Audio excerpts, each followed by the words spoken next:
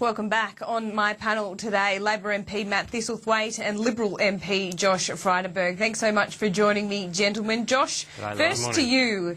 The Indonesian president has warned against unilateral action. Is this a direct criticism of the turning back the boats policy, and is it time for the coalition to rethink it? Absolutely not. The only unilateral action which has done damage to Australia's interests was Kevin Rudd's decision to unwind the successful policies of the Howard government. Let's put some facts on the table, Laura. In the first 6 days of Kevin Rudd's second term as Prime Minister, there have been more boat arrivals than in the last 6 years of the Howard government. And the Labor government has cut resourcing for the federal police in Indonesia by 40%. You see, politics is not a beauty pageant. I mean, Kevin Rudd can go and kiss babies, jump in front of a television camera, but the Australian people are going to judge him on results. And the results of his policies are 45,000 unauthorised arrivals, more than 23,000 people in detention. You don't think unilateral action is that policy of turning back the boats? You don't think that President Yudhoyono is at all referring to that? Well, what President Yudhoyono does not want is for Indonesia's territorial integrity to be breached, and no one is proposing to do that. You see, John Howard, when he implemented this policy successfully, did not breach Indonesia's territorial integrity. Indeed, it wasn't a subject of conversation between the two leaders. And you've got significant military figures like Admiral Chris Ritchie, as well as the former Australian Defence Attaché in Indonesia, and Jim Molan and others, saying you can actually make this policy work. And something needs to be done. President Yudhoyono has said that most of the people coming to his country want to go on to Australia, and you need to take the sugar off the table. Now, the Labor government has not taken the sugar off the table, and tragically hundreds have died at sea. There's been a $10 billion blowout. More than 23,000 people are currently in detention, including 2,000 children. That's the price of Labor's failures, Laura. That's the price of Labor's failures. Matt, I'll get your response, but also, do you think the voting public expected Kevin Rudd to come away with more than just a plan for a meeting? Well, I don't know what planet you're on this morning, Josh, but if that's not unilateral action, then I don't know what is. You've got two countries who have agreed to work together on a regional basis on a very difficult policy issue. And under an Abbott-led government, one of those parties is saying, we'll turn the boats back, but the other party is saying, no, we won't accept that, as detailed through the Indonesian ambassador. That's unilateral action at its best. That will harm the relationship with Indonesia. That will importantly ensure that we don't properly deal with this issue. And the other point to make out of all of this is, and the point that hasn't been answered by anyone in the coalition, if you do turn the boats around, where do the people go? Where do those women and children who are on those boats go, given that Indonesia says that it will not accept those boats returning to its waters? Where do they go? Josh, your response? They absolutely go back to Indonesia. You see, we made it work in the past.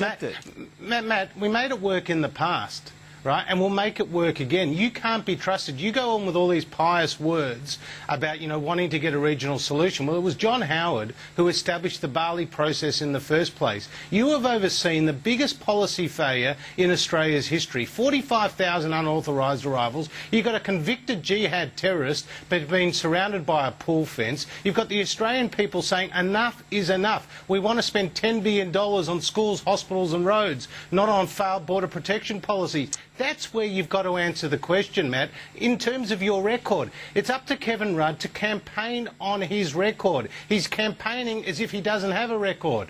He's got a campaign on his record, and his record is of more boats, more deaths at sea, more budget blowouts and more people in detention. These aren't pious words at all. They are the reality. That is the reality. Well, that's the reality. That's the reality is that your policy will not work. Indonesia knows it that, worked in the past. And they've said that. No, it won't work because Indonesia has said that it will not cop.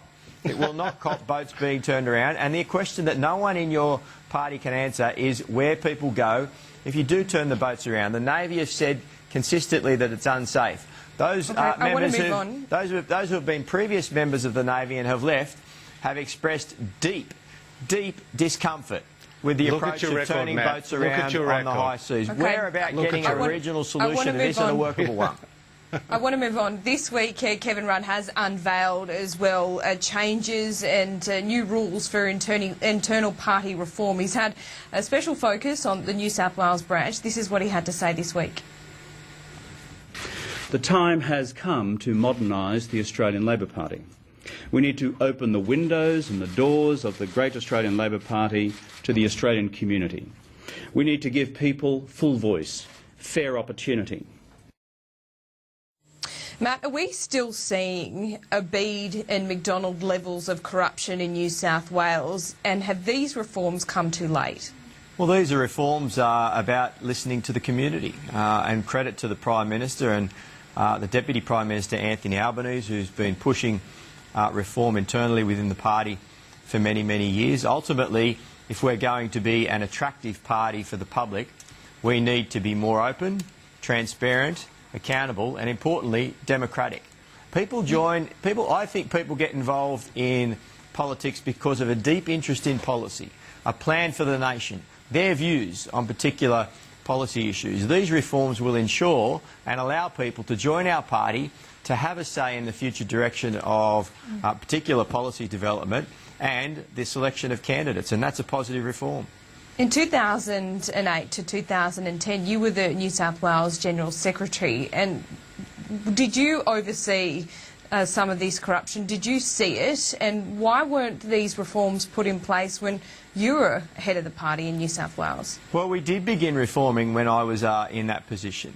We began with a central policy branch, a focus on policy development, on allowing members to come together on a regular basis to discuss policy. In more recent times, there have been the trial of primaries for the selections of candidates, allowing the community, non-members of the party, to have a say in who they believe should be standing for election in their community. We've restructured the way that branches work, removing some of those hangovers, if you like, from the 1930s and 1920s, which was deeply rooted in the procedure of the way a branch worked, opened it up a bit more, allowed a bit more participation and made it more attractive to members. This has been a process of ongoing reform for about 10 years, and the reforms that have been introduced this week will only bolster and add to that and, importantly, make Labor more attractive to the community. And Josh Frydenberg, there's factional power bases even in the Liberal Party. You'd welcome this type of reform, wouldn't you? Oh, look, this is window dressing. In fact, Matt's part of the problem, as you say, Laura.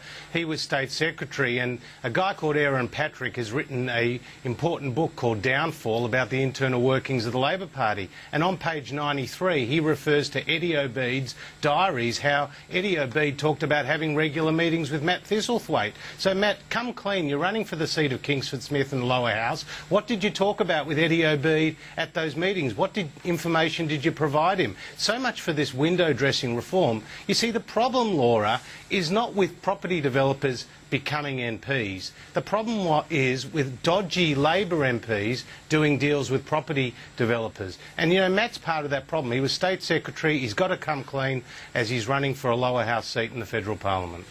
Matt, the New South Wales right has been pivotal in tearing Kevin Rudd down and reinstating him. Is this part of the problem, and doesn't that show that the New South Wales disease has come to Canberra? No, not at all. These are reforms aimed at listening to the community. The community's been saying for a number of years now, that we want more participation through branch structures. We want a greater focus on policy. We want more of a say in the selection of candidates. These reforms are aimed at ensuring that. The Liberal Party hasn't changed at all. They haven't changed any of their structures over the last 50 years, but over the last 10 years there's been a series of reforms in New South Wales and wider throughout Australia that have opened up and made Labor more transparent and accountable. They've got the support of the community. I support them, and I'm grateful that the leader has taken these actions this week. Matt Thistlethwaite and Josh Frydenberg, we are going to have to leave it there for today's show. Thanks so much for joining us, and that is it for Saturday Agenda.